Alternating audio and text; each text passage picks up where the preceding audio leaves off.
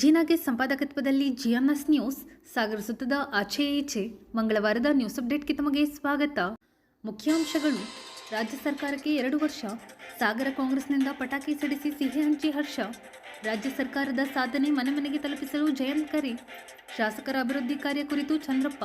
ಸಮಗ್ರ ಅಭಿವೃದ್ಧಿ ಕುರಿತು ಸುರೇಶ್ ಬಾಬು ಅಭಿಪ್ರಾಯ. ಹೋಟೆಲ್ ಉದ್ಯಮದ ಪರವಾನಗಿ ನವೀಕರಣ. ಹೋಟೆಲ್ ಉದ್ಯಮ ಸಂಕಷ್ಟದಲ್ಲಿದೆ ಎಂದ ಮೈತ್ರಿ. ಟೇಸ್ಟಿಂಗ್ ಪೌಡರ್ ಉಪಯೋಗಿಸದಂತೆ ಪೌರಾಯುಕ್ತ ನಾಗಪ್ಪ ಸಲಹೆ. ಈಗ ಸುದ್ದಿಯ ವಿವರ. ರಾಜ್ಯ ಸರ್ಕಾರದ 2 ವರ್ಷದ ಸಾಧನೆಯನ್ನು ಮನೆ ಮನೆಗೆ ತಲುಪಿಸಬೇಕು ಎಂದು ಗ್ಯಾರಂಟಿ ಅನುಷ್ಠಾನ ಸಮಿತಿ ಅಧ್ಯಕ್ಷ ಬಿಆರ್ ಜೈನ್ ತಿಳಿಸಿದರು.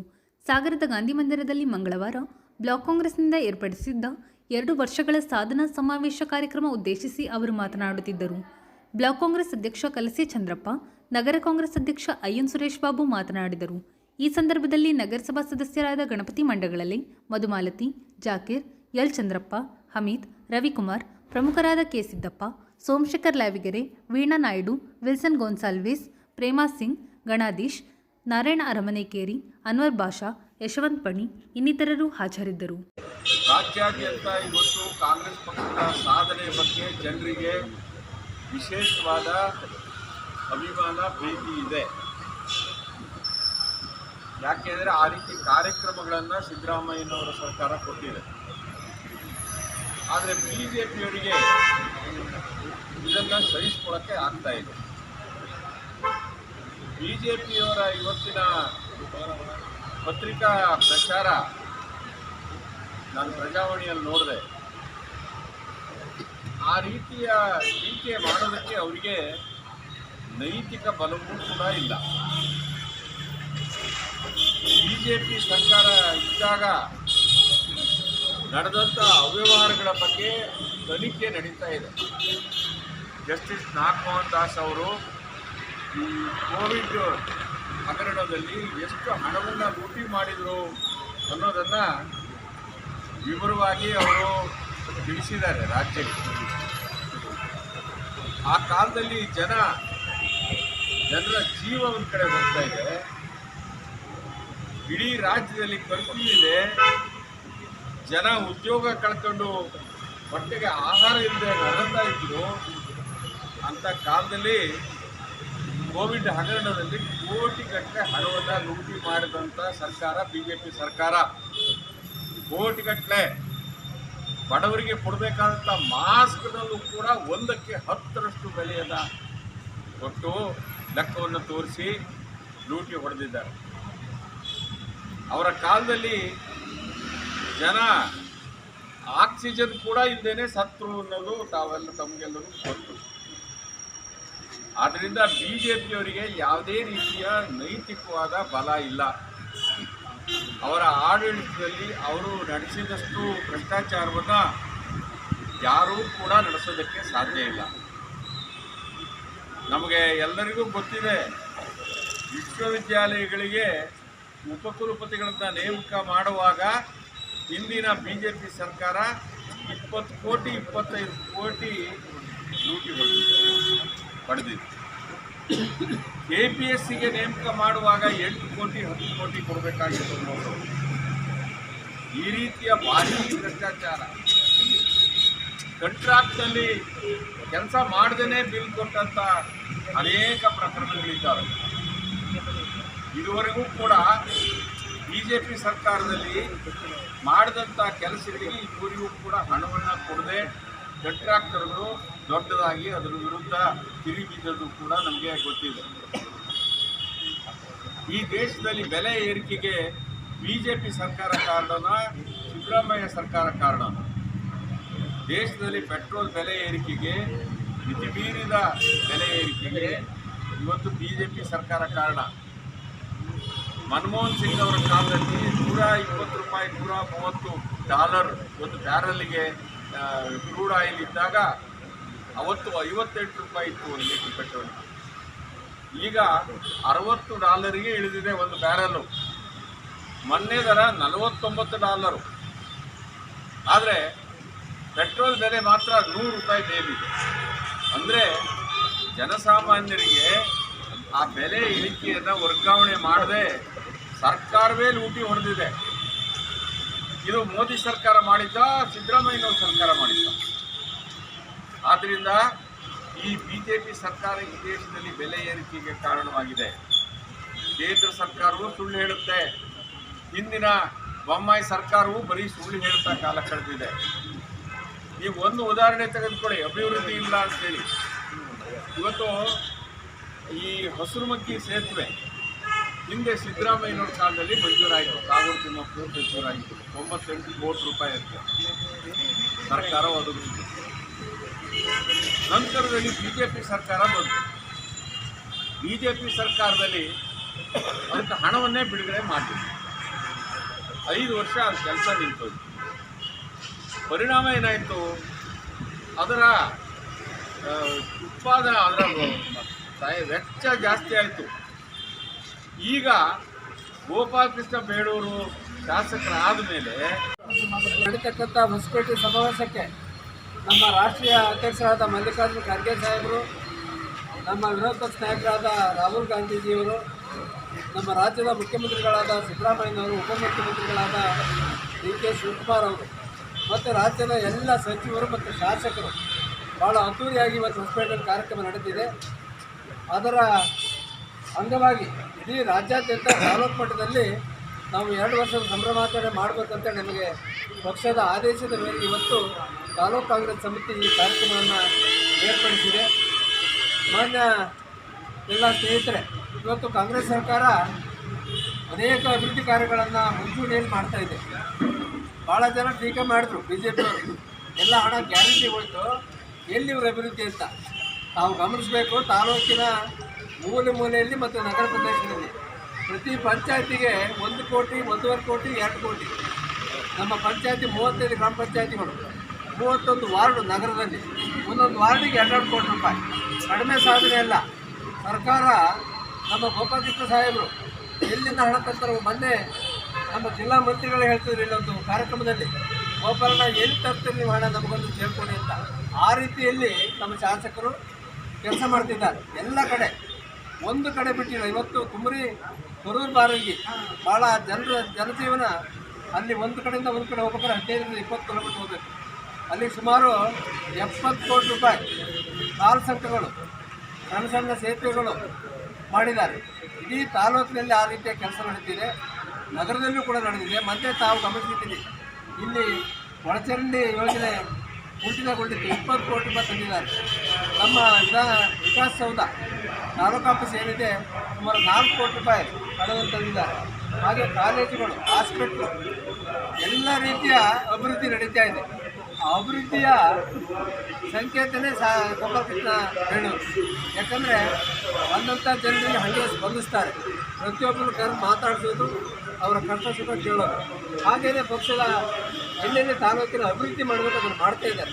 ಸಾಗರದಲ್ಲಿ ಹೊಂಡ ಗುಂಡಿಗಳು ನೀವು ಗಮನಿಸಬೇಕು. ಅವ್ರು ಹೋಗ್ಬೇಕಾದ್ರೆ ಒಂದು ಗುಂಡಿ ಬಿದ್ದರೆ ತಕ್ಷಣ ಸಂಬಂಧಪಟ್ಟಿದ್ದೀವಿ ಹೇಳಿ ಮುಟ್ಟಿಸ್ತಾರೆ. ಅದು ನೀವು ಅನೇಕ ಕಡೆ ನೋಡಿದ್ದೀರಿ. ಸಾಗರದ ಪಟ್ಟಣದಲ್ಲಿ ವಿಪರೀತ ಕೆಲಸ ಆಗ್ತಿದೆ, ಹಳ್ಳಿಗಳಲ್ಲಿ ಕೂಡ ಕೆಲಸ ಆಗ್ತಿದೆ. ಮತ್ತು ತಾಲೂಕಿನಲ್ಲಿ ಗ್ಯಾರಂಟಿ ಯೋಜನೆ ಅನುಷ್ಠಾನ ಏನಿದೆ, ಜಯಂತಣ್ಣವ್ರು ಹೇಳಿದ್ರು ಎಷ್ಟೆಷ್ಟು ಕೋಟಿ ಇಲ್ಲಿ ಸಂದಾಯ ಆಗ್ತಿದೆ ಅಂತ. ಅಂಕಿಅಂಶ ಅವ್ರ ಹತ್ರ ಇದೆ. ಎಲ್ಲ ಮಹಿಳೆಯರು ಕೂಡ ಇವತ್ತು 2,000 ರೂಪಾಯಿ ತಗೊಳ್ತಾ ಇದ್ದಾರೆ. ಕಡಿಮೆ ಅಲ್ಲ ಅದು. ಯಾಕಂದರೆ ಇವತ್ತು 10 ರೂಪಾಯಿ ಕೇಳಿದ್ರೆ ಯಾರು ಕೊಡೋಲ್ಲ. ಆದರೆ ನಮ್ಮ ಸರ್ಕಾರದ ಸಾಧನೆ ಭಾಳ ಒಳ್ಳೆ ರೀತಿಯಲ್ಲಿ ಮಾಡ್ತಾ ಇದ್ದಾರೆ. ನಾವು ಜನರಿಗೆ ಅದನ್ನು ಹೆಚ್ಚು ತಲುಪುವಂಗೆ ಕೆಲಸ ಮಾಡಬೇಕು. ಆ ರೀತಿಯಲ್ಲಿ ನಾವೆಲ್ಲ ಕಾರ್ಯಕರ್ತರು, ಮುಖಂಡರು ಅಯೋಧ್ಯೆ ಸಂಬಂಧಪಟ್ಟಂಗೆ ಕರ್ಕೊಂಡು ಹೋಗುವಂಥ ವ್ಯವಸ್ಥೆ ಮಾಡ್ತಾರೆ. ಅಯೋಧ್ಯೆ ಭೇಟಿ ಮಾತ್ರ ಸಂಘಟಿತವಾಗಿ ಪ್ರತಿ ಜಿಲ್ಲೆಯಲ್ಲೂ ಮಹಿಳಾ ಕಾರ್ಯಕರ್ತ ಕರ್ಕೊಂಡು ಅಯೋಧ್ಯೆ ಭೇಟಿ ಮಾಡಿಸಿ ಒಂದು ಧಾರ್ಮಿಕ ಭಾವನೆ ಹುಟ್ಟಿಸಿದ್ರು. ಆದರೆ ನಮ್ಮ ಪಕ್ಷ ಏನು ಮಾಡಿದೆ ಅಂದರೆ, ನಮಗೆ ಒಂದೇ ದೇವಸ್ಥಾನ ಅಲ್ಲ, ಈಗ ಫ್ರೀ ಬಸ್ ಬಿಟ್ಟಿದ್ದರಿಂದ ಎಲ್ಲ ದೇವಸ್ಥಾನಗಳು, ಹಿಂದೂ ದೇವಸ್ಥಾನ ಇರ್ಬೋದು, ಮುಸ್ಲಿಂ ದೇವಸ್ಥಾನ ಇರ್ಬೋದು, ಅದು ಕ್ರಿಶ್ಚಿಯನ್ ದೇವಸ್ಥಾನ, ಎಲ್ಲದಕ್ಕೂ ಸಹ ಇವತ್ತು ಗೃಹಲಕ್ಷ್ಮಿಯರು ಏನು ನಮ್ಮ ಮಹಿಳಾ ಮತದಾರಗಳು ಯಾವುದಾದ್ರು ಪಕ್ಷದಲ್ಲಿ ಪಕ್ಷಾತೀತವಾಗಿ KSRTC ಬಸ್ಸಲ್ಲಿ ಹೋಗಿ ಧಾರ್ಮಿಕ ಕ್ಷೇತ್ರಗಳನ್ನ ಭೇಟಿ ಮಾಡ್ತಾಯಿದ್ದಾರೆ. ಇವತ್ತಿನ ಎಲ್ಲ ನೀವು ನ್ಯೂಸ್ ಪೇಪರ್ ಓದಿದರೆ ನಮ್ಮ ಗ್ಯಾರಂಟಿ ಯೋಜನೆ ಯಾವ ರೀತಿ ಕಾರ್ಯಗತವಾಗಿದೆ ಅನ್ನೋದನ್ನು ಎಲ್ಲ ಪೇಪರವರು ತುಂಬ ಚೆಂದಾಗಿ ಬರ್ತಿದ್ದಾರೆ. 2-3 ಪೇಜಲ್ಲಿ ನಮ್ಮ ಯೋಜನೆಗಳು, ಅದು ಉಪಯೋಗಗಳು ಬರ್ತಾರೆ. ಅದು BJPಯವರು ಕಪ್ಪು ಚುಕ್ಕೆ ಬರೋ ರೀತಿಯಲ್ಲಿ ಒಂದು ಕೆಟ್ಟ ಅಡ್ವರ್ಟೈಸ್ಮೆಂಟ್ ಕೊಟ್ಟಿದ್ದಾರೆ. ಯಾಕಂದರೆ ಯಾವಾಗಲೂ ಕೆಟ್ಟ ರಾಜಕೀಯ ಮಾಡೋದೇ BJP ಬುದ್ಧಿ. ಅವ್ರು ಯಾವುದು ಒಳ್ಳೆಯದು ಯಾವುದು ಯೋಚನೆ ಮಾಡಲ್ಲ, ಬರೀ ಕೆಟ್ಟ ರಾಜಕೀಯ, ಯಾಕಂದರೆ ನಿನ್ನೆ ಎಲ್ಲ ಕಡೆ ಒಂದು ಈ ಮೊನ್ನೆಯ ಗಾಳಿ ಬಗ್ಗೆ ಎಲ್ಲ ಕಡೆಯೂ ಒಂದು ಸೈನಿಕರಿಗೆ ನಾವು ಸಮರ್ಪಣೆ ಮಾಡ್ತೀವಿ ಅಂತ ಒಂದು ಕಾರ್ಯಕ್ರಮ ಮಾಡ್ತಾ ಇದ್ದಾರೆ. ಆ ಕಾರ್ಯಕ್ರಮದಲ್ಲಿ ಇವರು ಬರೀ ಪಾಕಿಸ್ತಾನ ಧಿಕ್ಕಾರ ಅಂತ ಬಿಟ್ಟರೆ ಆ ಉಗ್ರಗಾಮಿಗಳ ಬಗ್ಗೆ ಎಲ್ಲೂ ಏನೂ ಮಾತಾಡಲ್ಲ. ಆ ಉಗ್ರಗಾಮಿಗಳು ಯಾರು, ಎಲ್ಲೋದ್ರು, ಅವ್ರು ಯಾರು, ಏನಾಯಿತು ಅದ್ರ ಬಗ್ಗೆ ಮಾತಾಡಲ್ಲ. ಅದು ಬಿಟ್ಟು ಹಳೇ ಪಾಕಿಸ್ತಾನ ಯುದ್ಧ, ಅವತ್ತು ಕಾಂಗ್ರೆಸ್ ಸರ್ಕಾರ ಇತ್ತು, ಅವತ್ತು ಆ ಯುದ್ಧ ನಿಲ್ತು ಅಂತ ಬೇಡದ ಮಾತುಗಳನ್ನು ಆಡ್ತಾರೆ. ಇದು ಒಳ್ಳೆಯದಲ್ಲ. ಯಾಕಂದರೆ ವಾಸ್ತುಸ್ಥಿತಿ ಜನಕ್ಕೆ ನಾವು ಹೇಳಬೇಕು. ಬರೀ ಡಂಬರದ ಮಾತುಗಳು ಅಥವಾ ಬಣ್ಣದ ಮಾತುಗಳು ಅಥವಾ ಕಾಂಗ್ರೆಸ್ಸಿನ ಯೋಜನೆಗಳನ್ನು ಇವತ್ತು ನಿನ್ನೆ ವಿರೋಧ ಪಕ್ಷದ ನಾಯಕರು ಒಂದೆಲ್ಲ ಸ್ಟೇಟ್ಮೆಂಟ್ ಕೊಟ್ಟಿರೋರು, ಗ್ಯಾರಂಟಿ ಯೋಜನೆಗಳು ಸಂಪೂರ್ಣ ವಿಫಲ ಅಂತ ಮಾತಾಡ್ತಾರೆ. ಹಾಗಂತಾರೆ ವಿಧಾನಸಭೆಯಲ್ಲಿ ಕೂತಾಗ ಗ್ಯಾರಂಟಿ ಯೋಜನೆಗೆ ದುಡ್ಡು ಖರ್ಚು ಮಾಡಿದ್ದು ಯಾಕೆಂದರೆ ಕ್ವಶನ್ನೇ ಮಾಡ್ಬೋದು. ಯಾಕಂದರೆ ಇವತ್ತು ಸಕ್ಸಸ್ ಆಗಿರೋದೇ ನಮ್ಮ ಗ್ಯಾರಂಟಿ ಯೋಜನೆಗಳು. ಆದ್ದರಿಂದ ಜಯಂತ ಅಣ್ಣವ್ರು ಹೇಳ್ದಂಗೆ ಮುಂದಿನ ದಿನಗಳಲ್ಲಿ ಸಾಗರ ತಾಲೂಕಿನ ಪ್ರತಿ ಗ್ರಾಮಗಳಲ್ಲಿ, ಸಾಗರ ನಗರಸಭೆಯ ಪ್ರತಿ ವಾರ್ಡ್ಗಳಲ್ಲಿ ನಾವು ಗ್ಯಾರಂಟಿ ಯೋಜನೆಯ ಫಲಾನುಭವಿಗಳ ಪ್ರತ್ಯೇಕವಾದ ಒಂದು ಸಣ್ಣ ಪುಟ್ಟ ಸಭೆಗಳನ್ನು ಮಾಡೋದು ಅತ್ಯಂತ ಅವಶ್ಯ ಇದೆ. ಯಾಕಂದರೆ ನಮ್ಮ ಜನಕ್ಕೂ ಸ್ವಲ್ಪ ಮರುವು ಜಾಸ್ತಿ. 10 ತಿಂಗಳು ಖರ್ಚಿನಾಗ ಯಾವ್ದಾದ್ರು ಬಂತು ಅಂದರೆ ಯಾಕೆ ಬಂತು ಅನ್ನೋದನ್ನ ಮರ್ತ್ಬಿಡ್ತಾರೆ. ಆಮೇಲೆ 10 ಥರ ಅವರು ಕ್ವಶನ್ ಮಾಡ್ತಾರೆ ನಮಗೆ. ಯಾಕಂದರೆ ಗ್ಯಾರಂಟಿ ನಿನ್ನೆ DK ಶಿವಕುಮಾರ್ ಹೇಳಿದ್ದಾರೆ, ನಾವು ಗೃಹಲಕ್ಷ್ಮಿ ಹಣ ಹಾಕ್ತೀವಿ ಅಂತ ಹೇಳಿದರೆ, ಹೊತ್ತು ಪ್ರತಿ ತಿಂಗಳು ಒಟ್ಟಿಗೆ ಹಾಕ್ತೀವಿ ಅಂತಲ್ಲ, 2-3 ತಿಂಗಳು ಒಂದು ಹಾಕ್ತೀವಿ ಅಂತ ಹೇಳಿದ್ವಿ. ಆ ಥರ ನಡ್ಕೊಂಡಿದ್ದೀವಿ ಅಂತ. ಆದ್ದರಿಂದ ಇವತ್ತು ಯಾರು ಗೃಹಲಕ್ಷ್ಮಿ ಹಣ ಹೊಡೆದಿದ್ದಾರೆ ಅವರಿಗೆಲ್ಲ ನಾವು ವಾರ್ಡ್ ವೈಸಲ್ಲಿ ಒಂದು ಕಡೆ ಸೇರಿಸಿ ನಮ್ಮ ಯೋಜನೆಗಳ ಬಗ್ಗೆ ಅವ್ರಿಗೆ ಏನು ತೃಪ್ತಿ ಇದೆಯೋ ಇಲ್ವೋ. ಹೋಟೆಲ್ ಉದ್ಯಮ ಸವಾಲಿನ ನಡುವೆ ಮುನ್ನಡೆಯುತ್ತಿದೆ. ಹೋಟೆಲ್ ಉದ್ಯಮಿಗಳಿಗೆ ನಗರಸಭೆ ವತಿಯಿಂದ ಎಲ್ಲ ರೀತಿಯ ಸಹಕಾರ ನೀಡಲಾಗುತ್ತದೆ ಎಂದು ನಗರಸಭಾ ಅಧ್ಯಕ್ಷೆ ಮೈತ್ರಿ ಪಾಟೀಲ್ ತಿಳಿಸಿದರು. ಸಾಗರದ ಮಲೆನಾಡು ಸಿರಿ ಸಭಾಂಗಣದಲ್ಲಿ ಮಂಗಳವಾರ ಸಾಗರ ಪ್ರಾಂತ್ಯ ಹೋಟೆಲ್ ಮಾಲೀಕರ ಕ್ಷೇಮಾಭಿವೃದ್ಧಿ ಟ್ರಸ್ಟ್ ವತಿಯಿಂದ ಉದ್ದಿಮೆ ನವೀಕರಣ ಹಾಗೂ ಹೊಸ ಉದ್ದಿಮೆ ಪರವಾನಗಿ ನೀಡುವ ಸಂವಾದ ಕಾರ್ಯಕ್ರಮದಲ್ಲಿ ಪಾಲ್ಗೊಂಡು ಅವರು ಮಾತನಾಡುತ್ತಿದ್ದರು. ಪೌರಾಯುಕ್ತ HK ನಾಗಪ್ಪ ಮಾತನಾಡಿದರು. ಟ್ರಸ್ಟ್ ಅಧ್ಯಕ್ಷ KB ಪ್ರಸಾದ್ ಕಾರ್ಯಕ್ರಮದ ಅಧ್ಯಕ್ಷತೆ ವಹಿಸಿದ್ದರು. ನಗರಸಭಾ ಉಪಾಧ್ಯಕ್ಷೆ ಸವಿತಾ ವಾಸು, ಪರಿಸರ ಅಭಿಯಂತರ ಮದನ್, ಹಿರಿಯ ಆರೋಗ್ಯ ನಿರೀಕ್ಷಕ ಶೈಲೇಶ್, ಆಹಾರ ಸಂರಕ್ಷಣಾಧಿಕಾರಿ ಸೋಮಶೇಖರ್, ಗುರುರಾಜ್ ಇನ್ನಿತರರು ಹಾಜರಿದ್ದರು. ಉಮೇಶ್ ಸ್ವಾಗತಿಸಿ ಪ್ರಾಸ್ತಾವಿಕ ಮಾತನಾಡಿದರು. ಗಂಗಾಧರ್ ವಂದಿಸಿದರು. ಮಹೇಂದ್ರ ಶೆಟ್ಟಿ ಕಾರ್ಯಕ್ರಮ ನಿರೂಪಿಸಿದರು. ಇಂಥ ಒಂದು ಒಳ್ಳೆಯ ಕಾರ್ಯಕ್ರಮವನ್ನು ಆಯೋಜನೆ ಮಾಡಿರೋದು ನಿಜವಾಗ್ಲೂ ಖುಷಿಯಾಗ್ತದೆ. ಅವರು ಯಾವಾಗಲೂ ಕೂಡ ನಮ್ಮ ನಗರಸಭೆಗೆ ಹೊರೆಯನ್ನ ಮಾಡಲ್ಲ. ನಗರಸಭೆಗೆ ಏನಾದರೂ ಒಂದು ಉಪಕಾರವನ್ನು ಮಾಡ್ತಾರೆ. ಈಗಷ್ಟೇ ಉಮೇಶ್ ಅಣ್ಣ ಹೇಳಿದ್ರು, ನಮ್ಮಿಂದ ಈ ರೀತಿಯ ಕೆಲಸ ಕಾರ್ಯಗಳು ಆಗಿದಾವೆ ಅಂತ ಹೇಳ್ಬಿಟ್ಟು, ಸ್ವಚ್ಛತೆ ವಿಷಯದಿಂದ ಹಿಡಿದು ಪ್ರತಿಯೊಂದು ವಿಷಯದಲ್ಲೂ ಕೂಡ ಇವರು ಸಹಕಾರವನ್ನು ಕೊಡ್ತಾ ಬಂದಿದ್ದಾರೆ. ಆದ್ರೆ ಇವಾಗ ಏನಾಗಿದೆ ಅಂತ ಹೇಳ್ಬಿಟ್ರೆ, ಹೋಟೆಲಿನವರಿಗೆ ಹೋಟೆಲ್ನ ನಡೆಸೋ ರೀತಿನೇ ಪಾಪ ತುಂಬಾ ಕಷ್ಟ ಆಗಿದೆ. ಅದು ನಮಗೆ ಗೊತ್ತಿರ್ತಕ್ಕಂಥದ್ದು. ನಾವು ಹೋಟೆಲ್ ಮಾಲೀಕರಾಗಿ ನಮಗೂ ಕೂಡ ವಿಷಯ ಗೊತ್ತು. ಬೆಲೆ ಏರಿಕೆ ಸಮಸ್ಯೆ ಇರ್ಬೋದು, ಆಮೇಲೆ ಕಾರ್ಮಿಕರ ಸಮಸ್ಯೆ ಇರ್ಬೋದು. ಅದರಲ್ಲಿ ಈ ರೀತಿಯಾಗಿ ಈಗ ಅಮೌಂಟ್ ಅವ್ರು ಹೇಳಿದ್ರು ಇಷ್ಟು ಬಿಲ್luಗಳು ಬರಬೇಕು ಅಂತ ಹೇಳಿ. ಯಾಕೆ ಆ ರೀತಿ ಆಗ್ತಿದೆ ಅಂದ್ರೆ ಅವರ ಕೂಡ ಕಷ್ಟಗಳು ಕೂಡ ಇಲ್ಲಿ ಅವರಿಗೂ ಕೂಡ ತುಂಬಾ ಕಷ್ಟ ಆಗೋದ್ರಿಂದ ಈ ರೀತಿಯ ಒಂದು ತೊಂದರೆಗಳು ಆಗ್ತಾ ಇದೆ. ಮುಂದಿನ ದಿನಗಳಲ್ಲಿ ಅದು ಯಾವ ರೀತಿಯಾಗಿ ಸರಿಪಡಿಸ್ಕೋಬೇಕು ಅನ್ನೋದು ಅಧಿಕಾರಿಗಳು ಮತ್ತು ನೀವೆಲ್ಲ ಮಾಲೀಕರು ಸೇರಿಕೊಂಡು ಅಧ್ಯಕ್ಷರುಗಳು ಮಾತಾಡಿಕೊಂಡು ಇದನ್ನ ಬಗೆಹರಿಸ್ಕೊಳ್ಳಿ. ಸದಾ ನಾವು ನಗರಸಭೆ ನಿಮ್ಮೊಂದಿಗೆ ಇರ್ತೀವಿ ಅಂತ ಹೇಳ್ಬಿಟ್ಟು ನಾನು ನಿಮ್ಮ ಮುಖಾಂತರ ಹೇಳ್ತೇನೆ. ಇನ್ನು ಆಹಾರದ ವಿಷಯದಲ್ಲಿ ಬಂದಾಗ ಈಗಷ್ಟೇ ನಮ್ಮ ಕಮಿಷನರ್ ಹೇಳಿದ್ರು, ಆಹಾರದಿಂದ ನಮ್ಮ ಆರೋಗ್ಯ ಕೆಡ್ತಾ ಇದೆ. ದಿನನಿತ್ಯ ನಾವು ಅನುಭವಿಸ್ತಾ ಇರ್ತಕ್ಕಂಥ ಕಷ್ಟಗಳು ಪ್ರತಿಯೊಬ್ಬರಿಗೂ ಗೊತ್ತಾಗ್ತಾ ಇದೆ. ಈ ಟೇಸ್ಟಿಂಗ್ ಪೌಡರ್ ಹಾಕೋದ್ರಿಂದ ಇರ್ಬೋದು, ಆಮೇಲೆ ಪ್ರತಿಯೊಬ್ಬರು ಕೂಡ ಕುಡಿಯೋ ನೀರಿಗೆ ಅಂದ್ರೆ ಕುಡಿಯೋ ನೀರಿನಿಂದ ತೊಂದರೆ ಆಗ್ತಾ ಇದೆ ಅಂತೇಳಿ ಸುಮಾರು ಜನ ಕಂಪ್ಲೇಂಟ್ ಮಾಡ್ತಾರೆ. ಅದಕ್ಕೆ ಪ್ರತಿಯೊಬ್ಬರು ಅಕ್ವಾ ಗಾರ್ಡನ್ ಅಳವಡಿಸಿಬಿಟ್ರೆ ನೀರಿನ ಒಂದು ಶುದ್ಧೀಕರಣ ಆಗ್ತದೆ. ಅಲ್ಲಿ ಕೂಡ ನೀರಿನ ಸಮಸ್ಯೆ ಆಗೋದಿಲ್ಲ. ಅಂದ್ರೆ ನೀರಿನಿಂದಲೇ ಬರ್ತಕ್ಕಂಥ ರೋಗಗಳು ಜಾಸ್ತಿ ಆಗಿರೋದ್ರಿಂದ ಈ ರೀತಿಯಾಗಿ ನಾವು ಸಮಸ್ಯೆಗಳನ್ನ ಎಲ್ಲೆಲ್ಲಿ ನಾವು ನಿಯಂತ್ರಿಸಬಹುದು ಅದರಲ್ಲಿ ನಾವು ನಿಯಂತ್ರಣವನ್ನು ತರಬೇಕು ಅಂತ ಹೇಳ್ಬಿಟ್ಟು ನಾನು ಎಲ್ಲರಲ್ಲೂ ಕೂಡ ಮನವಿಯನ್ನ ಮಾಡ್ಕೊಳ್ತೇನೆ. ಅದೇ ರೀತಿ ಎಲ್ಲರೂ ಕೂಡ ಈ ಒಂದೇ ಸಿಂಗಲ್ ಡೋರ್ ಅಲ್ಲಿ ಸಿಗಬೇಕು ಅಂತ ಹೇಳಿ ಟ್ರೇಡ್ ಲೈಸೆನ್ಸ್ ಅನ್ನ ಕೊಡ್ಲಿಕ್ಕೆ ಈ ಒಂದು ಪ್ರಾಂತ್ಯದವರು ಆಯೋಜನೆ ಮಾಡಿದ್ದಾರೆ. ನಿಜವಾಗ್ಲೂ ಈ ಒಂದು ಎಲ್ಲ ಈ ಟ್ರಸ್ಟ್ನವರಿಗೆ ನಾನು ವೈಯಕ್ತಿಕವಾಗಿ ಹಾಗೂ ಸಾಗರದ ನಗರಸಭೆಯ ಪರವಾಗಿ ಅಭಿನಂದನೆಗಳನ್ನ ಸಲ್ಲಿಸ್ತೇನೆ. ಒಂದೇ ಕಡೆ ಎಲ್ಲರಿಗೂ ಈ ರೀತಿಯಾದ ಒಂದು ಟ್ರೇಡ್ ಲೈಸೆನ್ಸ್ ಕೊಡಿಸೋದು ಅವರಿಗೆ ತೊಂದರೆ ಆಗೋದಿಲ್ಲ.